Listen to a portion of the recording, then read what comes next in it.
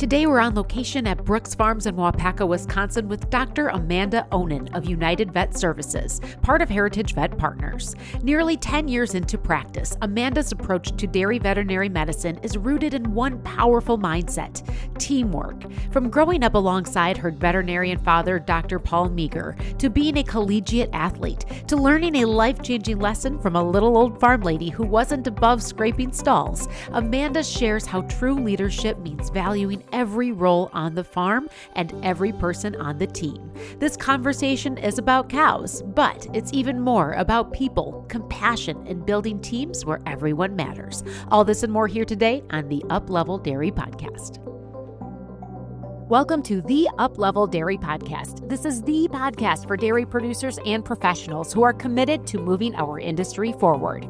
I'm Peggy Coffeen, and each week we bring you the leaders, the lessons, and real-world stories from the people who have built the dairy business we know today and those who are shaping its future. Join us on the journey by following Up Level Dairy on Facebook, Instagram, and YouTube, and subscribe at upleveldairy.com to get new episodes and our Dairy Insights blogs right in your inbox. Heritage Vet Partners is the nation's leading veterinary partnership specializing in mixed and large animal practices. Heritage Vet Partners provides a unique partnership model that preserves local practice legacies, serving dairy and other livestock producers and companion animal owners through shared services, data, and strategic growth. Learn more at heritagevetpartners.com. So Amanda, we're sitting down here today at Brooks Farms, which is one of your clients through United Vet, which is part of Heritage Vet Partners. And this is your career for how many years now? Almost 10 in May. Almost 10 years. So you've been a practicing veterinarian for nearly a decade. Yeah. Whatever sparked you on this path? I'm a second generation veterinarian. Many dinner conversations with my father and ride-alongs with my dad just really made me have a desire to do what he's doing, because he just loved being a veterinarian. And my dad was able to get me on a few farms when I was a kid for jobs, and one of those farms took me under their wing, and I still get to work with him every day. I always tell him he's one of two people that's the reason I'm a vet, and it's my dad and him. And the guys there's employees that are still there to this day, 20 years later, are the people that taught me to IV cows and how to fix some calvings and look at feet and look at feed and all sorts of things. He just took me under his wing and just taught me what he needed to teach me from a farming perspective. It's a very different perspective than being a vet when you're actually on the farm with the same cows every day and watching them transition through the transition period and go through a lactation and reach peak milk and go dry. And you get to see all of that. He let me embrace all of that and learn from him. So yeah, just love it. So when you were young and kind of growing up, you got these firsthand experiences in both production and practice. Correct. And practice from your dad, riding along, having dinner table conversations. And your dad, Dr. Paul Meager, was a veterinarian that was really setting a precedent of excellence and a standard in the industry in his field of practice. So you had that you grew up with. But then, like you said, you also got this experience on the production side of working on dairies. And so you could see the other side of not just vet work, but also the impacts, the herd impacts. Yes. Yeah. And so you mentioned that there's a farm that you started working on when you were young. That's now your client. It's now my client. Yeah. So, and do you want to mention? Oh, Mike Bruette at Sugar Creek Farms. Aha. Okay. It had a profound impact on me as a vet, just allowing me to learn on his cows. Yeah. Can you say his name again? Mike Bruette. Okay, Mike Bruette at Sugar Creek Farms. They hosted Farm Tech Days. They did host Farm Tech Days. Okay. And I was there when they were hosting Farm Tech Days. You were there as an employee. An employee. Oh my gosh. That's wild. Yep. It was 90 degrees and the cows didn't want to calve and the buses were driving through the farm and we were trying to manage it all in the heat, and It was fun. That was a long time ago. That was a long time ago. Oh my gosh. But so that's where you got this experience and this insight into the eyes of being a producer. Yes. So how valuable was that to you? Huge. Yeah. Huge, because you think, okay, I want to be a vet, but until you see the other perspective, you don't really understand what you're trying to accomplish as a vet. So being able to set goals with the producer and, with my father being their vet, what are the goals, Amanda? How are you going to achieve these goals, Amanda? Now you got to help us reach these goals from your end while you're working here.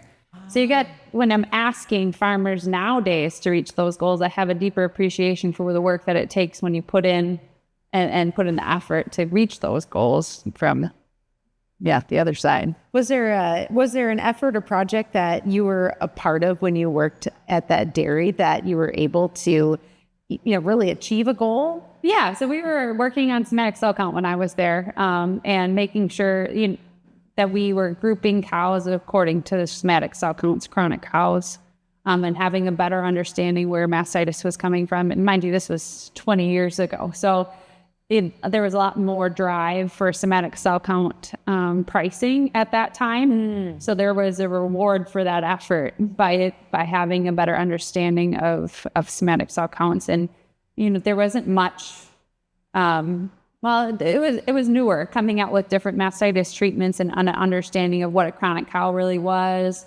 and whether or not it was contagious. And we knew Staph aureus was contagious, but was other types of mastitis contagious, genotyping. So we were taking samples and sending them in, working with the lab, the WVDL at that time, with some graduate students on some projects too, as well, with different types of mastitis. But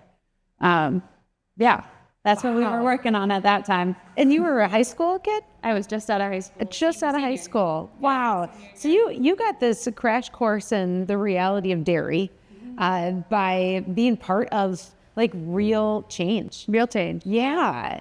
And so was there ever a part of you that wanted to go into production instead of practice? That was my backup plan. That was your backup. That was my backup plan. I applied to only 2 vet schools. I knew that, if it was meant to be, it would be, and said some prayers and hoped that that's the path I was meant to be on. But I knew also I'd be happy being on the production side of things because I just love people and love team building and I love cows. So yeah, it's so you talk about team building.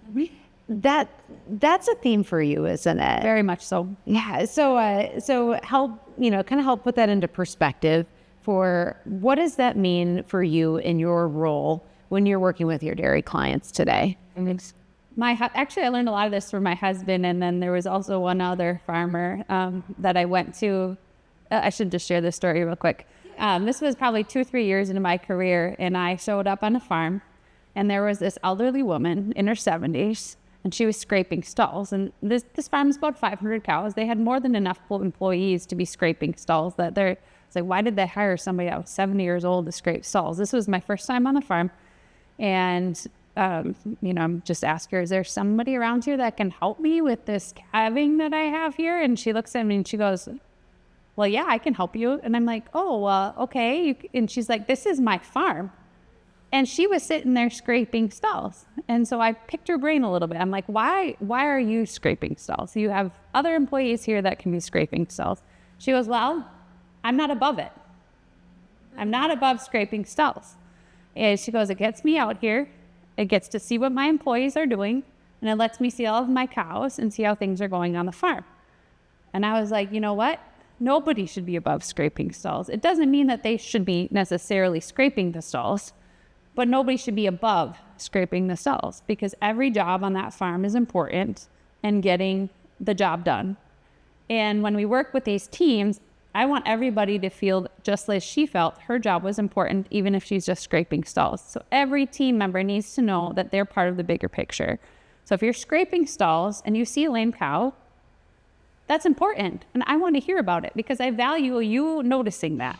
And not all employees are like that, but there are some that are, and figuring out who those employees are and allowing them to flourish and grow in what they're doing and take on some more of those projects so you can take it off maybe the manager's plate finding those people that have that desire to do a little bit more in a different way. So scraping the stalls and identifying lameness, checking out the foot baths, caring about these things makes their job not only more rewarding, but it builds the whole team up from the bottom up. So you learned a pretty valuable lesson that day from a little farm lady. A little old farm lady. They always have the best lessons. It was one of those moments that was like, aha, you're That's right. a light bulb. It's a light bulb moment. Wow. And so, she made some interesting points, right, about what her doing that job, what it allowed her to see. Mm-hmm. And it sounds like that also triggered you to say, okay, this person not only needs to feel important about what they do, but it's worth your time to talk with them to be able to understand what they see. It's a return on investment, maybe not financially, but you're investing in your employees in a different way, and then they return back to you. And it's amazing when you reach out to these people and say, what kind of problems are you noticing on this farm? And they're like, I've never been asked that question before. And when you take them seriously and try to make, a change because of that recommendation, now they value that job even more because they feel valued. Yeah, and so this is that team approach that you just thrive in, right? Absolutely. So how do you put all those pieces together? It's a little bit of everything. Asking questions, saying hi, being a friendly face. It helps that I speak a little bit of Spanish, not a lot, but enough to ask questions. And, the stories you get to hear from these employees of where they come from, just hearing their stories sometimes makes them feel heard and more willing to talk to you about things that they notice. And I'll sometimes show up on a farm and I'll say, hi to whoever's out in the stalls. And they'll be like, hey, Amanda, I noticed something yesterday. Is this a problem? Oh, well, thank you for bringing it to my attention. Yes, that is a problem. And I will go talk to the herd manager about that and see what we can do to get that fixed. So it's amazing because then you improve efficiencies, you improve just work effort on that farm when everybody's on the same page and feels heard. And one of my coworkers once told me you can tell a lot about a farm by its cats. I'm like, what do you mean by that? And she's like, well, you find somebody who takes good care of cats, they're probably the people you want taking care of your calves because they have that nurturing effect, right? But how do you find those people that like to take care of the cats, right? Unless you go looking for them. So yeah, finding those people that maybe will be better in a different role than what they're in because of who they are as a person. So I don't know if that makes sense. It totally does. I'm just laughing. So that little thing that it seems like a little thing that you pick up on, but it's actually a very telling sign in your eyes of like, okay, these are the people that the nurturing people. Yeah. And now that like having all those different conversations, like, do you ever find that you're kind of this like conduit within the team sometimes sometimes you're a therapist. Yeah. Okay. So sometimes it's just like, hey, you know what? I noticed this from that person. Like they might have a talent there. They might be really good at that. You should talk to them and see if that's something that they'd be interested in doing. And so you see things in people too, don't you? Mm-hmm. Yeah, for sure. You see their potential. You see their strengths. And so, this is this whole different perspective of what it means to be a veterinarian, right? Like, it's not just taking care of animals. Like, you are also taking care of people. So if you had to describe, like, if you had to write a job description for Amanda's role, like, what would it say? I would hope that, a teammate.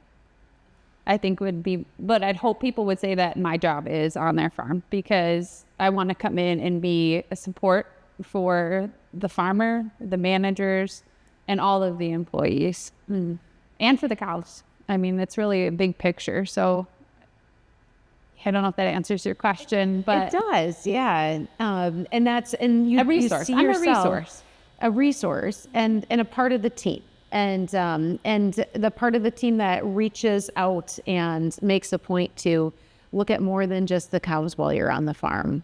It's the cows, the people, and the computer. And the computer. We're looking at efficiencies and trying to improve efficiencies. And sometimes the only way to do that is by getting to know the people. Yeah.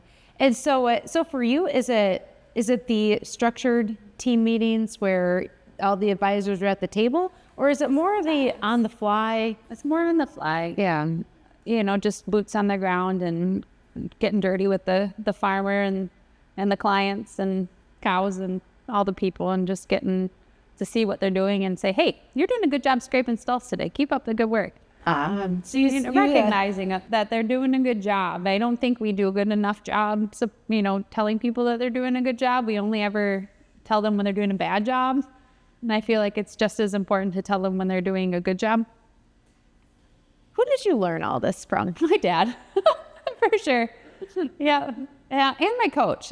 So I was a college athlete, and my coach he always would say, he had this lemon drop quote that he would say is you need 5 positives to get rid of 1 negative.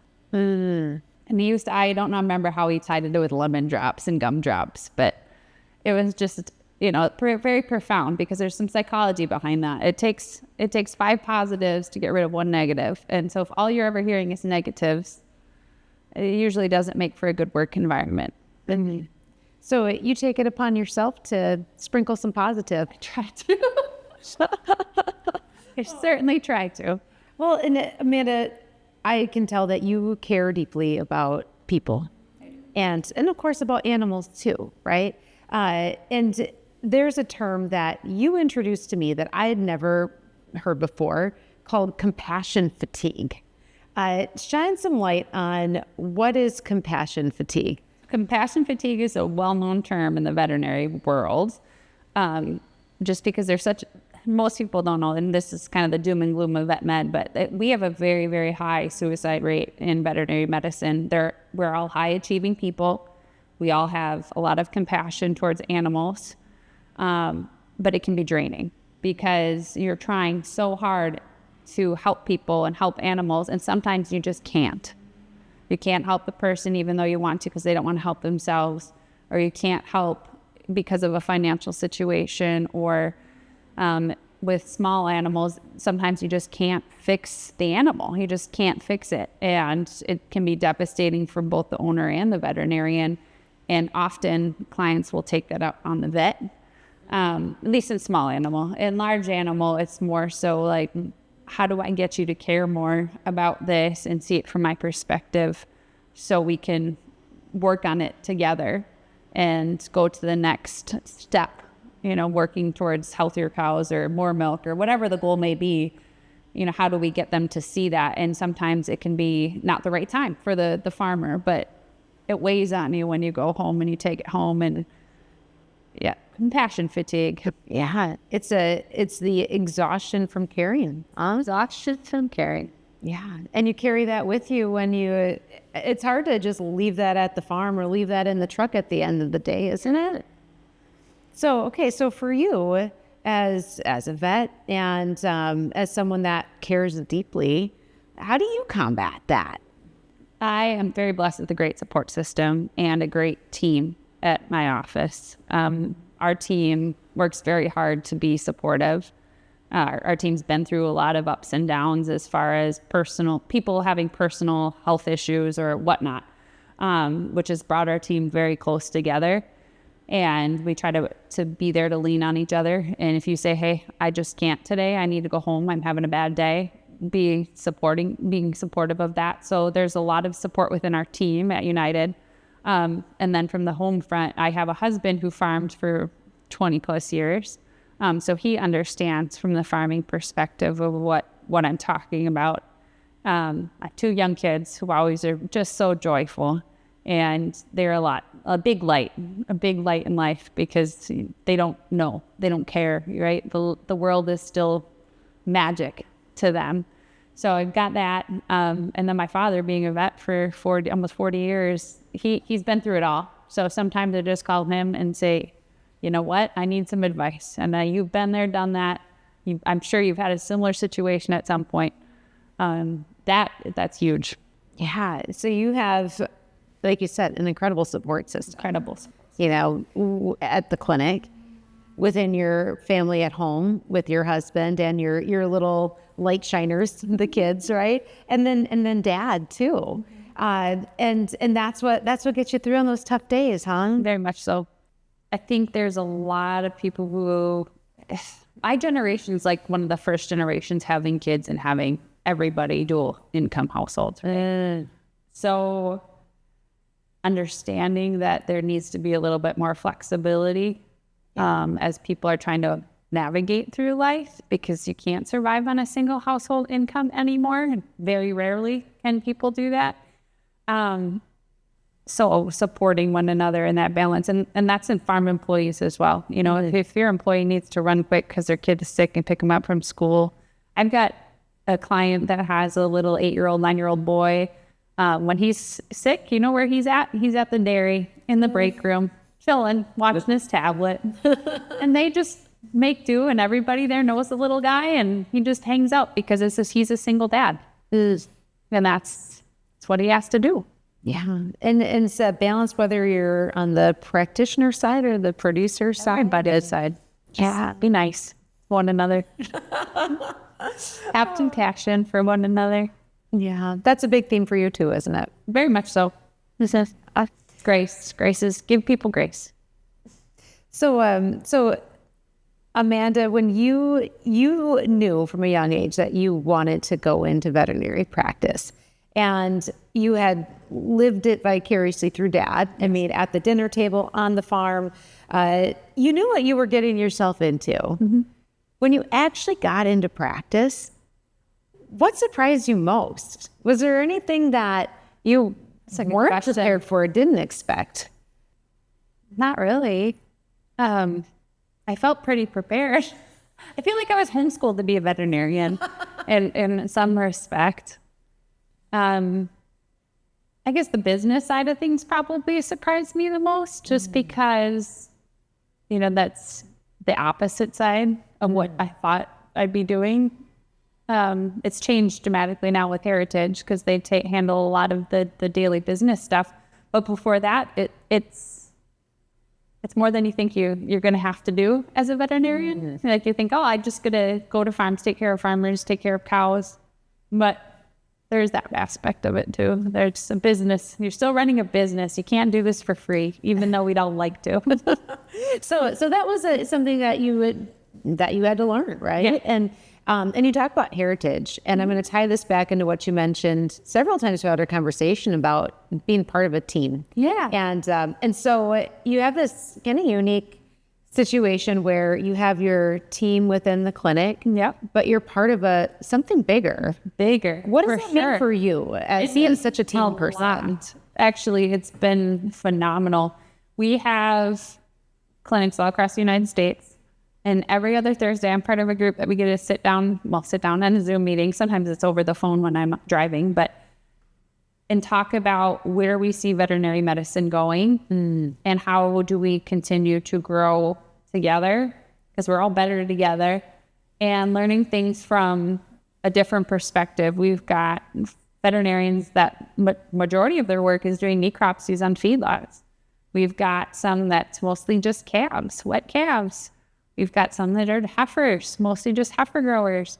So connecting all the dots, and you realize pretty quickly we're a very small industry. It gets small quick. Yeah. And you can bounce things off of each other and be like, hey, what do you do for this? Or what do you do for that? Or you come up with ideas that you wouldn't even think that you would have come up with or could not have come up with on your own, or even with our small regional Wisconsin dairy farms, because you just don't have those experiences to share to come up with those new ideas. It's fun. It is fun collaborating with people with different perspectives. It is something that is so unique that I couldn't have imagined that experience without being in it. So you have this whole network. A whole network. And it's interesting too when you think about, how many herds do you work with that send calves and young stock out west? Out west. Yeah. How many herds do you work with that have, are touching beef on dairy in some way? Probably most of them, right? Yeah. And now you have a phone call away from people that deal with the other side, right? The end product. Absolutely. In the feed yards. Yeah. And what can you learn from that full circle, approach? Anything that stands out in your mind as kind of like a discovery, a wow moment, or a problem that you were able to help one of your producers solve by having a network?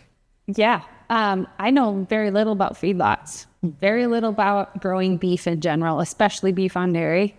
Your traditional beef animals, there's a lot of research out there. It's pretty easy I shouldn't say easy, but it's a lot easier to help them out just because we had years and years and years of experience with it.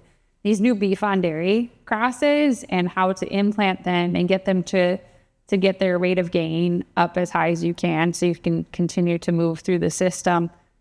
Reaching out to have some help with that was just phenomenal because to them, it's their everyday thing. Mm-hmm. It's not a challenge for them at all. You just call them up and they're like, oh yeah, that's simple. Well, to me, it wasn't. To me, it was so new and scary. And it quickly got less scary because somebody was so confident in that because that's what they do every day. So sometimes you get to be the person that's connecting the team, and sometimes you get to be the person that's part of the team and learning from the others around you. Yeah, for sure. So that's a big theme for you, isn't it? That team mentality, that team mindset. And Amanda, it's fun to just kind of learn about your perspective of what you do every day and the why behind it. And also that motivation that comes from growing up as a little girl and riding along with dad, but not just riding along, eventually getting to the point where you were right there in it. Yeah. And those are herds you're still working with today now as a professional in your field. Yep. And so, so for you, as we kind of wrap up this conversation, today here, like your dad, from what I understand, was practicing vet for almost 40 years. Mm-hmm. 39? 39 years. Yeah. Do you see yourself someday hanging up, your overalls after nearly 39 years? I don't think it'll be quite that long. I hope my body holds up that long.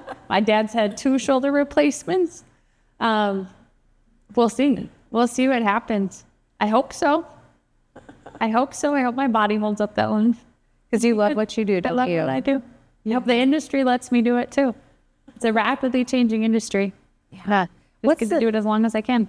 What's the biggest change that you see coming that you think will revolutionize, for better or worse, the way that you do your job? AI. Yeah. For sure. It's just the way we're going to look at records, I think, will be different. Opportunities, efficiencies, and how we can just implement change on the farm in a positive way. They're going to be finding things that we would never even thought to work for. Mm. And then what do we do? How do we implement it? How do we get there? That'll be the fun part. And that excites you for the future too, doesn't it? Yes, it does. Aww. Well, Amanda, is there anything else you want to add in our chat today? No. Oh, well, thank you very much for letting me sit down with you at one of your clients' farms here at Brooks Farms in Waupaca, Wisconsin, and get to learn more about you and who you are, what you do, and most importantly, why you do it. Thank you very much.